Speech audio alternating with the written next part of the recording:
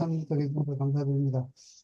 제가 사실 뭐 이론적이거나 뭐 학술적인 연구라기보다는 지역 균형 발전하고 지방 분권과 관련해서 이 두 개를 좀 통합적으로 보는 구상을 한번 제시하고 그게 실행되기 위한 이제 실행 모델들을 앞으로 같이 이제 발굴해 보자는 취지로 큰 제목을 달았습니다. 그래서 이제 함께 동참했으면 하고 또 이렇게 김영창 교수님과 손정 교수님을 모셔서 한번 이 주제에 대해서 같이 한번 논의하는 좀 화두를 던지는 정도로 좀 이해해 주시면 되겠습니다. 워낙 제가 분량을 뭐 생각을 적어서 워낙 많기 때문에 제가 좀 빠른 속도로 진행을 하도록 하겠습니다.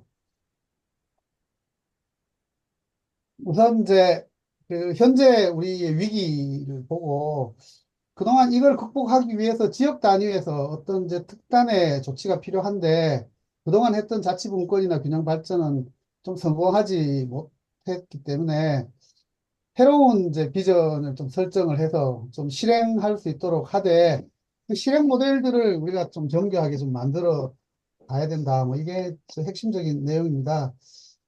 우선 이제 저는 현재 우리의 상태가 두 가지 측면이 있다고 보는데요. 한편으로는 그 외부에서 봤을 때 아주 이제 다이나믹 코리아의 그 속성이죠. 그래서 뭐 언론에 나오는 것처럼 뭐 국력이라든지 경제력이라든지 뭐 K 컬처에 대한 각종 비전이나 혁신국가 성장 이런 게 있는 반면에 또 한편으로는 이제 밖에 보면 뭐 저출산 문제나 또는 이제 뭐 행복도 이런 측면에서 자살률 이런 데서 가장 최악의 상황을 맞고 있고 이런 것들이 이제 공공연하게 지금 이제 얘기를 하고 있는 것 같습니다. 그중에 이제 우리의 부정적인 측면을 좀 가장 높게 평가하는 이제 다- 단어 중에 하나가 이제 피크 코리아라는 겁니다.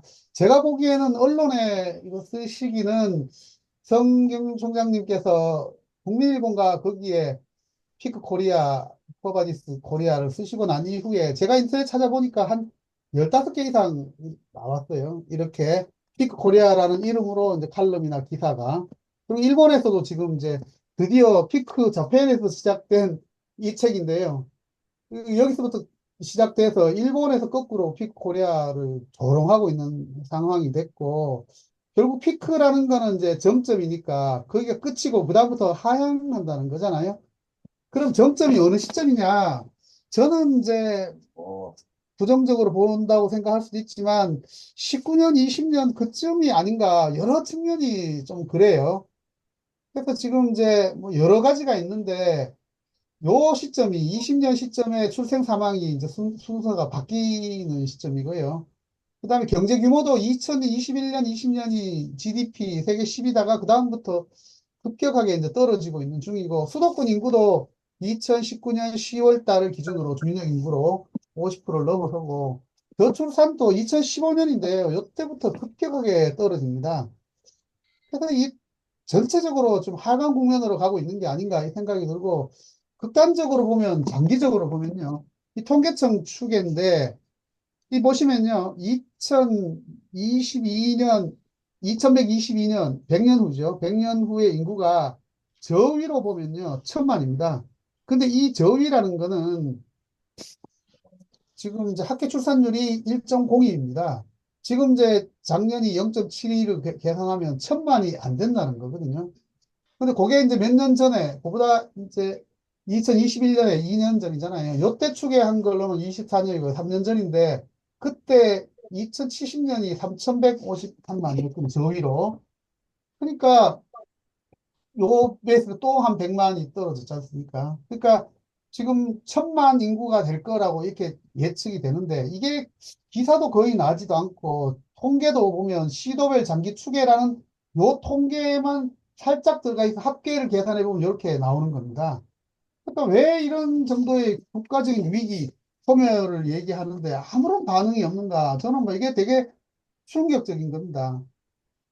서울대 김태직 교수님이 이제 5년 1% 법칙이라 해서 모방과 창조에서부터 지속적으로 주장을 했고 이 박근혜 정부 때 주장을 했는데 실제 문재인 정부도 그대로 됐고 지금 또 이 추세로 가고 있어서 0%로 이제 수렴하고 있는 게 아닌가. 그러니까 우리가 근본적인 이제 변화가 필요하다는 얘기를 한 거고 그리고 이제 각종 수치 측면에서 뭐 행복도라든지 자살률이라든지 학교 출산율, 불평등 지수 이 모든 측면에서 우리가 거의 최악의 상태에 있다. 특히 남자 자살률 이거는 세계에서 한 다른 외국 국가의 한 10배 정도의 그리고 뭐 전 세계가 비슷하긴 합니다만 이제 부동산 상품화, 자산화, 불로소득 자본주의는 뭐 심각한 상태고 그 불로소득 규모가 뭐 여러 연구들에서 거의 뭐 2천조에서부터 뭐 100조까지 뭐 엄청나게 이른데 제가 LH에 있을 때 수도권 택지 개발에 대해서만 추계를 해봤는데 300조 정도 되더라고요. 불로소득이. 그러니까 최초 분양자들이 먹는 이익이. 그리고 이제 그렇다고 기후변화에 대해서도 우리가 지금 뭐 거의 최악의 상태고, 보신 것처럼 신재생 에너지 점유율도 그렇고, 여기 이제 클라이밋 체인지 퍼포먼스 인덱스로 봐도 세계 63개국 중에서 60입니다. 거의 뭐 최악의 상태에 있는데, 윤석열 정부에서 이거에 대해서도 적극적으로 지금 대응을 하지 않고 있는 걸로 보입니다. 공간적인 측면에서는 수도권 집중은 뭐 익히 아는 바긴 하지만 지역 소멸이 더욱더 가속화 되는 데다가 이 부가가치 측면에서 보면 뭐 지난 자료긴 합니다만 이 참여정부 때부터 이 비수도권이 50% 넘어섰다가 다시 갈라서기 시작해서 가위로 벌어졌습니다. 그러니까 다시는 이 회복이 불가능한 상태가 됐습니다. 그래서 지방에 있는 고부가가치 제조업들이 전부 이제 산업 전환을 이루고 있기 때문에 이런 문제가 생겼고, 무엇보다도 이 공간 문제가 실질적으로 공간의 서열화로 이어지기 때문에 어느 장소 자체가 서열화되고 신분화되어 버리기 때문에 어느 지역에 산다는 게 신분이 되는 사회가 된 겁니다. 거기다가 이제 우리 김영찬 교수님 논문에서 인용한 거 보면 건강 형평성 학회, 저도 학회지를 봤더니 지역에 따라 가지고 건강 수명의 차이가 나고 또 소득의 차이 나니까 두 개를 결합하면 26년 5개월의 차이가 난다는 겁니다. 그러니까 이거는 그 생존의 문제까지 공간 격차가 확대되고 있다 이렇게 볼 수 있는 겁니다. 그럼 이렇게 심각한 지역 균형 발전 자치분권 문제가 왜 성공하지 못했는가? 일부에서는 이제 개헌을 하면 된다고 얘기하는데 균형 발전 쪽은요. 개헌에서 지금 120조, 122조, 123조 세 개 조항이 있고요. 자치분권 쪽은 좀 약합니다. 그래서 이제 지난 정부에서 헌법 개정을 하면서 자치분권 쪽을 상당히 많이 강화했습니다. 균형 발전은 거의 그대로인데 자치분권은 지방분권 국가를 지향한다. 뭐 이렇게 사무배분에서 이제 원칙이라든지 뭐 이런 법률에 위반한 범위 내에서 조례 재정권이라든지 재정조정까지 다 포함해서 만들었었습니다. 이거 만들 때 이제 프랑스의 이제 헌법을 개헌 2003년 헌법을 이제 거의 참조를 해서 반영을 했는데 결국은 좀 아시다시피 통과가 되질 않았고요. 실제 이제 각 그 법들이 자치균형발전특별법이나 지역개발특별법, 지방자치법, 지방양포괄법 뭐 이런 법들이 뭐 법이 없는 것은 아닌 거죠. 근데 이제 그동안 새 정부가 출범할 때 만들어진 이제 각종 비전을 보면 저는 이제 우리 정부에서 균형 발전이나 분권이 핵심적인 아젠다로 되질 않는다는 겁니다. 비전을 만들 때 다시 도약한다, 잘 산다, 정의롭다, 이 정도 수준에 그치고 있고요. 나중에 이제 참여 문재인 정부는 국정 비전을 새로 만들면서 혁신적 포용국가를 받은 적이 있는데 이게 포용국가 선언할 때는 사회복지 분야에 한정됐고요. 실제 고용국가 비전 2040을 만들었는데 이것도 이제 공식적인 발표가 제대로 되질 않았을 뿐만 아니라 이때도 여전히 자치분권과 균형 발전은 정치 부분의 한 요소가 되고 말았습니다. 여기 보시는 것처럼 이게 이제 고용국가 4대 전략인데 분권과 균형 발전이 정치의 아주 하부 영역의 하나에 불과합니다. 이렇게 큰 틀을 만드는 원칙에 되지는 못했다. 뭐 이렇게 볼 수가 있는 거죠. 그래서 이제 문재인 정부 때 자치 균형 발전은 쉽게 균형 발전 쪽은 상당히 좀 약했습니다. 이거 보신 것처럼 별 관계 없는 도시재생이나 해운까지 포함해서 딱 한 줄이 과제 하나가 딱 들어가 있는 거거든요. 윤석열 정부에서는 110대 과제 외에 따로 10개를 만들긴 했는데 여러 정책들이 이제 열거된데 그쳤다고 보고요. 그래서 이제 이런 추진 의지가 좀 떨어진 게 아닌가 이렇게 생각이 듭니다. 또 이제 이 자치분권이나 균형 발전이 성과가 없었던 게 저는 이 자치분권하고 균형 발전의 관계가 명확하지 않다는 겁니다. 상당히 기량적이고 상당히 충돌적인 게 있는데 우리는 지금 이제 여러 논의가 있었죠. 지방 분권을 먼저 하고 후 균형 발전할 거냐, 균형 발전을 먼저 할 거냐, 아니면 동시에 추진할 거냐 할 때 가장 쉬운 방법은 명확한 원칙 없이 동시에 추진하는 걸로 지금 돼 왔고, 실제 이제 법도 통합이 됐고요. 위원회도 자치분권위원회랑 균형발전위원회가 통합이 됐고, 비서관도 통합이 됐습니다. 그러니까 결국은 동시에 추진하는 건데 이 기랑 관계를 어떤 식으로 할 건지에 대한 명확한 원칙이 정해지지 않는 겁니다. 그래서 저는 지금 현재와 같은 이제 점중주의적 방법의 분권이나 균형 발전으로는 정말 어렵지 않을까. 문재인 정부 때 자치분권에는 상당한 성과가 있었습니다. 그럼에도 불구하고 근본적인 부분이 해결되지 못했을 뿐만 아니라 재정분권을 했는데 오히려 이제 수도권과 비수도권 재정적 격차는 더 커져 버렸고 실제 이제 국가 업무를 지방으로 넘겨줄 때 어디로 넘겨줄 거냐가 사실 명확하지 않은 겁니다. 근데 현재로 생각할 때는 광역자치단체나 기초자치단체로 이양하는 데 그쳤기 때문에 그러면 기초자치단체와 광역자치단체가 분권의 대상일 수는 있지만 그럼 균형발전 또 이런 식으로 지자체별로 나누는 게 균형발전인가 하는 또 다른 문제라는 겁니다. 그 균형발전 쪽에서도 정치적 슬로건에 그치고 있기 때문에 균형발전을 모든 주체, 모든 단위에서 다 씁니다. 예를 들어서 서울대 균형발전 전형이 있거든요. 강남구도 다 적용이 됩니다. 그러니까 균형발전이란 말은 모든 지역에서 다 쓰는 거예요. 그렇게 틀린 말은 아니지만 모든 분야에서 다 쓰면 결국 어떤 일도 일어나지 않는 거죠. 그래서 저는 균형발전이 모든 주체의 일상적인 행정 업무라면 그냥 슬로건에 불과한 거고 각 주체가 각자 입장에서 최선을 다하면 지금보다 균형 발전은 더 나빠진다는 겁니다. 특히나 이제 이 주무부서가 행안부가 되다 보니까 행안부는 지자체 단위로 나눠주는데 훨씬 익숙해져 버렸고, 그럼 익숙해져서 각 지자체로 나누는 게 균형 발전이 과연 될 거냐는 저는 더 다른 문제가 아닌가 이렇게 이제 생각을 하는 겁니다. 저는 그래서 균형 발전의 공간적 단위가 너무너무 중요한데 이게 도시 농촌이냐, 경구축이냐, 수도권, 비수도권이냐, 지자체 단위냐, 이게 불분명하다는 겁니다. 예를 들어, 서울시에서 2018년에 저도 참여해서 공론화를 했거든요, 균형발전. 그럼 여기 보신 것처럼 강남북 간의 불균형이냐, 25개 구청 간 불균형이냐, 여기처럼 강남 3구랑 다른 것 간의 불균형이냐, 아니면 5대 권역 간 불균형이냐, 아니면 116개 생활권 간의 불균형이냐, 이게 명확하지 않는 겁니다. 근데 우리가 공론화를 거치니까 대부분 사람들이 강남구랑 다른 권역 간의 불균형이 가장 우선적으로 돼야 된다. 이렇게 의견이 나오더라고요.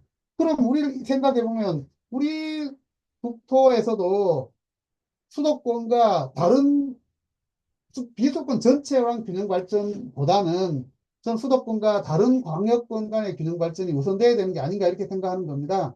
그래서 균형 발전에 대해서 모든 지역이 다 균형 발전을 추진하면 불균형이 심화되기 때문에 우선적으로 공간 단위를 봐야 되는데 그 광역 경제권은 참여정부 말기에 있었고 MB 정부 때 하다가 그 다음에 이제 사라졌잖아요. 그래서 다시 지금 이제 하고 있는데 지금 결국은 이 5 플러스 2 하다가 5 플러스 3이 된 거죠. 지금 이제 윤석열 정부는 4 플러스 3이라는데 수도권이 빠졌으니까 결국은 5 플러스 3이죠. 전북이 따로 떨어지면서 5 플러스 2가 이제 4 플러스 3이 된 거죠.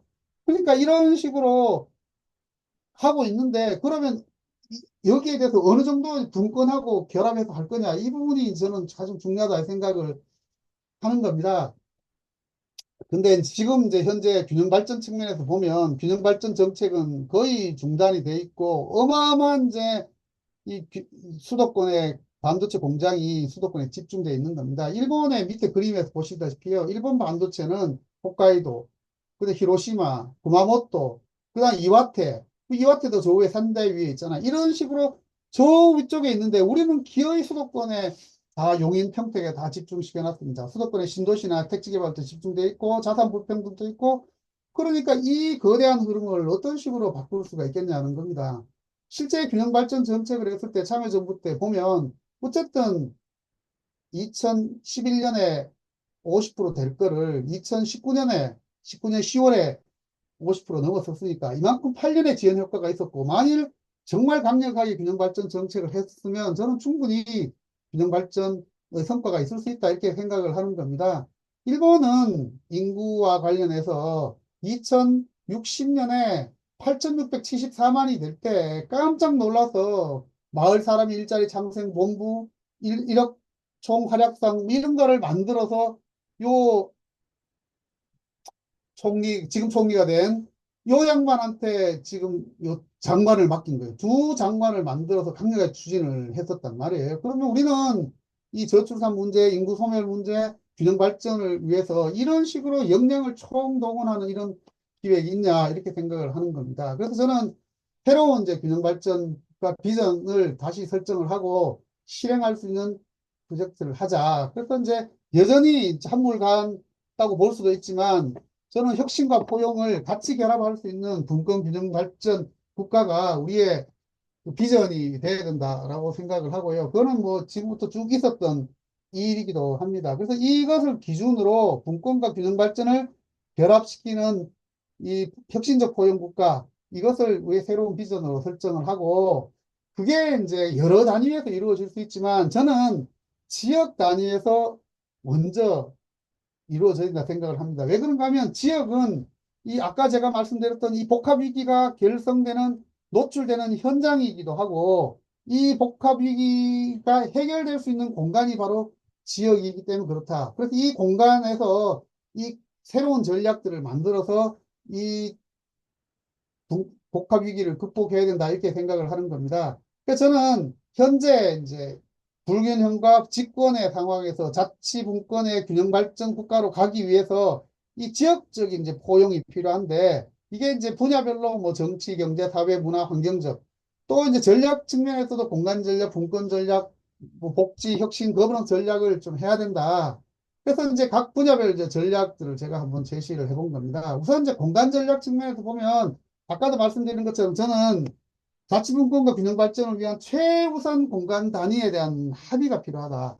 아까 말씀드린 것처럼 모든 단위가 동시에 자치분권과 균형 발전을 하자 그러면 결국 실효성이 없고 지금 상태가 그대로 유지되는 거거든요. 그러면 앞으로 불균형은 더 심각해질 수밖에 없다. 그래서 저는 모든 공간 중에서도 수도권과 다른 초광역권 또는 뭐 광역경제권, 메가시티 간 불균형이 가장 심각하다고 생각하기 때문에 이 심각한 수도권의 역사, 문화, 인식, 경제, 일자리, 정보 모든 게 가장 심각하니까 이 수도권과 비수도권을 그냥 이렇게 나누는 걸로는 불가능하고, 비수도권의 초광역권을 구성을 해서 이 초광역권이 연방제 수준의 지방 분권을 할 수 있도록 최소한 인구 규모, 경제 규모, 역량 규모를 만들어야 된다. 그리고 이 공간 단위는 역사적, 문화적, 행정적, 경제적 타당성을 가져야 되는데, 우리는 경상도, 호남, 충청도, 강원도, 제주도 이런 역사적, 행정적, 문화적 타당성을 충분히 가지고 있다는 겁니다. 그래서 이건 성경유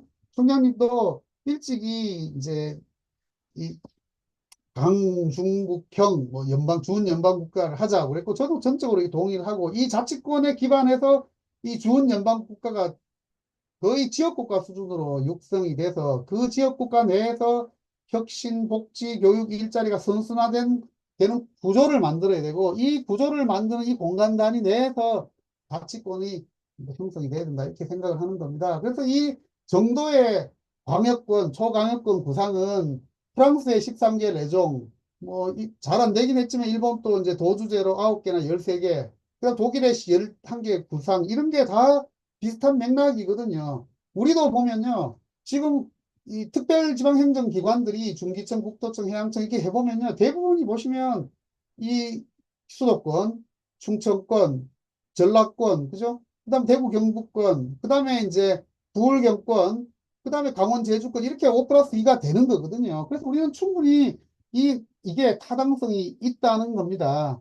실제 이제 지금 또 뭐 부울경에 대해서 통합 논의도 있고, 대구 경북 통합 논의도 있고, 그 다음에 이제 충청권도 통합 논의가 있고, 여기도 이제 통합 논의가 있으니까, 이게 지금 이제 가다 말다 하는 이유는 그만큼 강력하게 중앙정부 권한을 내려주질 않거나 또 통합했을 때 강력한 이제 인센티브가 좀 약하기 때문이 아닌가 뭐 이렇게 생각을 합니다. 그러면 이렇게 만들었을 때 이게 이제 몇 개를 만들 거냐? 이게 그야말로 5 플러스 3이냐? 아니면 뭐 4 플러스 2냐? 아니면 크게 3개냐? 이것도 논의가 돼야 되고 광역자치단체 권한 중에서 또는 중앙정부 권한 중에서 어디까지 내려줄 거냐? 그다음 이게 이제 그야말로 대구 경북처럼 통합할 거냐? 또는 광역청을 만들 거냐? 이 청을 만들었을 때 때로 새로 뽑을 거냐? 아니면 기존 광역은 두고 얘는 따로 만들 거냐? 특별행정기관을 만들어서 부대적인 역할만 할 거냐? 또 예산은 어떻게 할 거냐? 이런 거에 대해서 정교하게 좀 논의를 해서 해야 된다. 이렇게 생각을 하는 겁니다. 그래서 저는 기본 생각이 광역자치단체 권한을 이쪽으로 대부분 넘겨주고 기초자치단체로는 얘는 너무 큰 겁니다. 광역 기초자치단체가 23만이니까 세계에서 OECD 국가에서 가장 커요.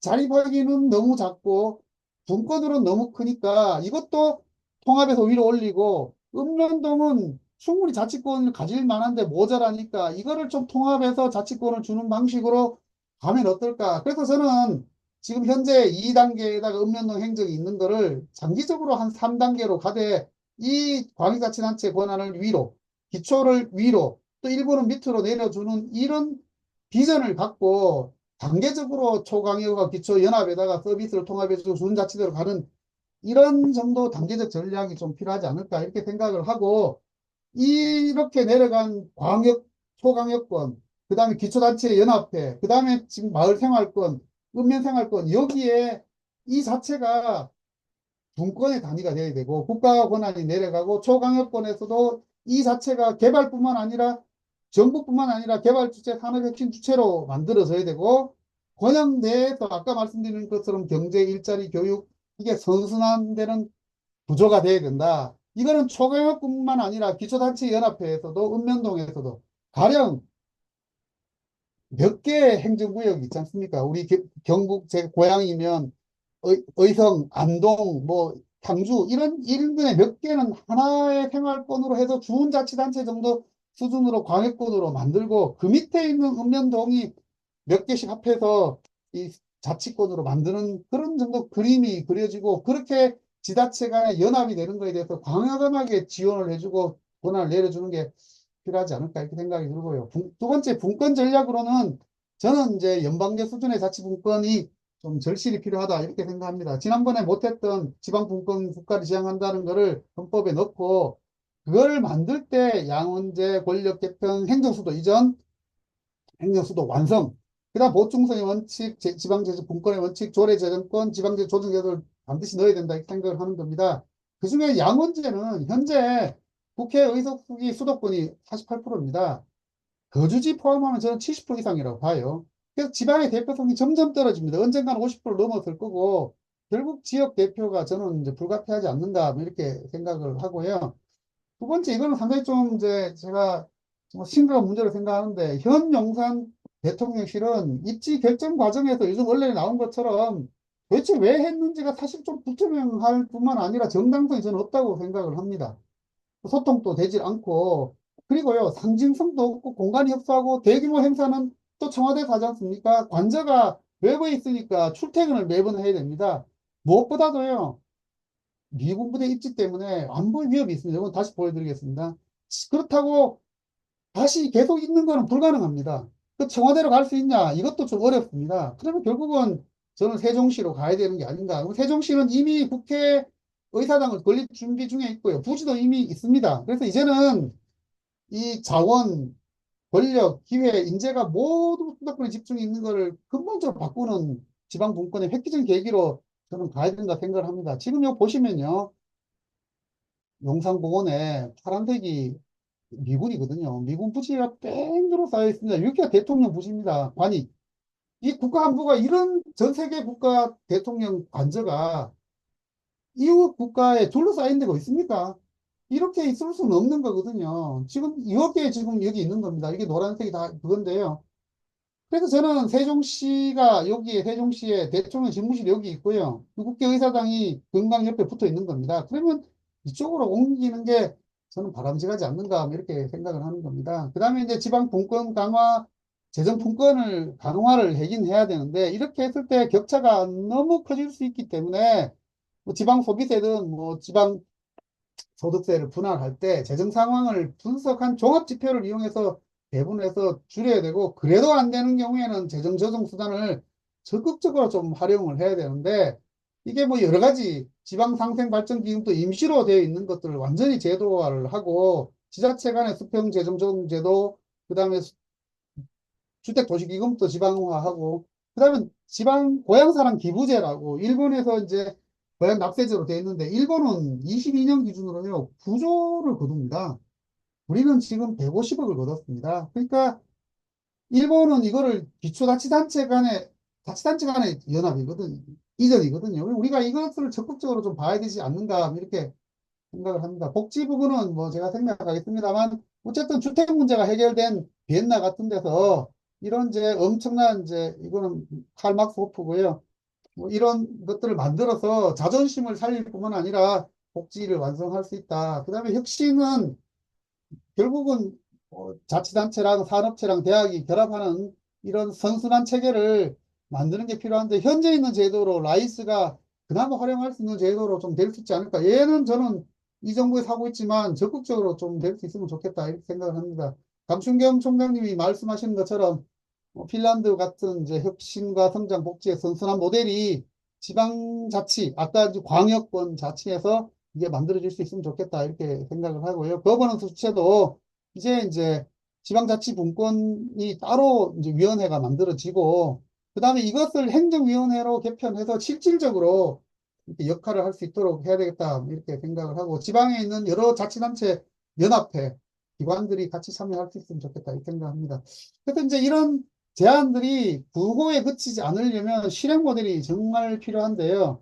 저는 이런 식으로 자치만 확대하면 된다든지 예산을 주면 된다든지 주민 주도로 하면 된다든지 일본에서 나오는 것처럼 이렇게 내적 발전으로 완성된다 이렇게 저는 보지는 않습니다. 저는 그래서 정교한 사업 모델이 필요한데 이 모델이 되려면 누가 무엇을 어떻게 하느냐에 대해서 아주 정교하게 평가 기준을 만들고 사업 모델을 짜야 되는데 모델이 파퓰리즘에 입각해 있을 때 이거는 정말 실현되기가 상당히 좀 어렵다는 겁니다. 가령 뭐 예를 들어서 헨리 조지의 100% 지대세 이게 이론적으로는 맞지만 실제 현장에서는 거의 불가능하고 지난 정부 때 했던 종합부동산세가 전년도 상한을 300% 뒀을 때 어마어마한 저항이 생기고 재건축 부담금을 최대 세율을 50% 환수율을 두니까 결국은 부과가 안 되지 않습니까? 그럼 정책 모델이 수용 가능성을 넘어서 버린다는 거거든요. 그래서 이런 것들도 수용 가능성을 고려해서 만들어야 될 뿐만 아니라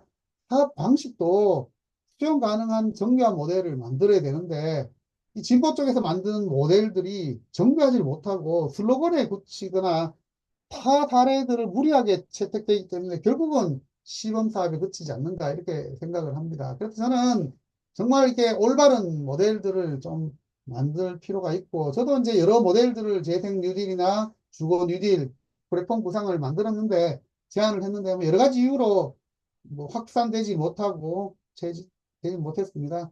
그다음 균형발전위원회에서 그때 했던 지역발전 투자 협약도 결국은 시범 사업에 그치고 말았습니다. 그러니까 결국은 실행력을 갖지 못한 거죠. 그래서 저는 제가 틀렸다고 생각하지 않고 여기에 힘을 결국은 실리지 못했고 뭐 저는 또 일찍 나오면서 이게 완성이 되지 못해서 좀 아쉽게 생각합니다. 그래서 저는 그때 하지 못했던 균형발전 뉴딜을 정말 다시 시작해야 되는 게 아닌가 뭐 이렇게 생각을 하는 겁니다. 실제 참 지난 정부 때 코로나 국면에서 디지털 뉴딜하고 그린 뉴딜, 사회 안전망 3개 뉴딜을 했지만 지역 균형 발전은 좀 약간 부차적으로 나중에 만들어진 거거든요. 결국은 전체 이 뉴딜을 지역에 한다는 의미 외에는 저는 특별한 걸 찾을 수 없었고 예산도 지역이 47%밖에 안 됐습니다. 그러니까 사실은 이름이 있는 거지 실제 지역 균형 발전 뉴딜을 가지 못했고 그 결과 성과도 크지 않았다 생각합니다. 저는 개인적으로 그 당시에 주거 뉴딜을 제안했었습니다. 한 200조 정도 되는 209조 사업인데요. 지역에 한 100만 호를 구성하자. 왜냐하면 지방의 수도권에서 그 당시에 205만 호 계획이 있었기 때문에 그렇게 되면 수도권 집중이 너무 심화되기 때문에 지역에 특화된 주택을 한 100만 원을 만들자. 그 돈은 어디서 나오냐? 수도권에 나온 개발 이익으로 활용하자는 걸 제안했고, 이런 이제 마을을 건강 돌봄형, 학교 귀농 귀촌형, 에너지 절감형, 테마형 이런 마을을 수만 개를 만들자는 구상을 했었습니다. 근데 뭐 완성이 되지 못했습니다. 아까 제가 말씀드렸던 이제 고향사랑 기부제인데요. 이거는 자치단체 지방세 내는 거를 수도권에 있는 지방세 또는 대도시 지방세를 지방으로 내려 보내는 거거든요. 일본은 여기 보신 것처럼 9,654억을 배정을 하고 거둘 수 있게 됩니다. 근데 일본에서 잘 나가는 데는 보시면요. 지금 그 기부 금액이 얼마입니까? 이 억엔이니까요. 195억이거든요. 1950억 정도를 거두는 겁니다. 이렇게. 근데 우리는 지금 보시면요. 제일 많은 데가 22억입니다. 그래서 1년에, 작년에 1년 내내 650억을 벌었습니다. 그러니까 시범 사업이긴 하지만요, 너무 차이가 나는 겁니다. 우리는 국세에서 내려가는 거거든요, 소득세에서. 그래서 우리는 지자체 간에 내려가는 것도 아닌데, 이런 식으로 되고 있기 때문에, 과감하게 이런 식으로 쓰면 우리도 5조 이상을 충분히 내려올 수 있다, 이렇게 생각을 합니다.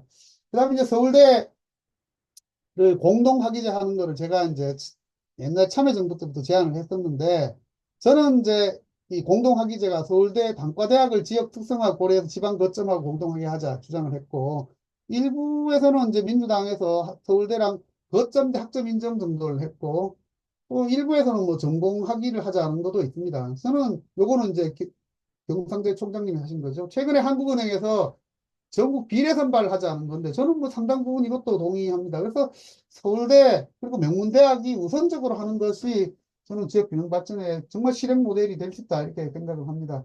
그리고 이제 저는 부동산 개발 이익을 지방으로 내려보내는 방식 중에 이익 공유형 환매 조건부로 통해서 수익을 거두고 그 수익을 이제 공유를 해서 지방으로 내려보내거나 또는 이제 국민연금으로 돌려보내는 것도 고려할 수 있다. 그래서 저는 이제 국민연금이 참여하는 개발 리츠를 만들어서 시세 한 70% 정도의 분양을 해주고 이익은 나중에 반반 나누는 그다음 더 크게 나가면 이제 토지 비축까지 결합하는 그런 모델들을 만들어내면 수도권의 개발 이익이 지방으로 또는 이제 국민연금으로 또는 이제 공공복지 사업으로 쓸 수 있는 모델이 갈 수 있다 이렇게 생각합니다.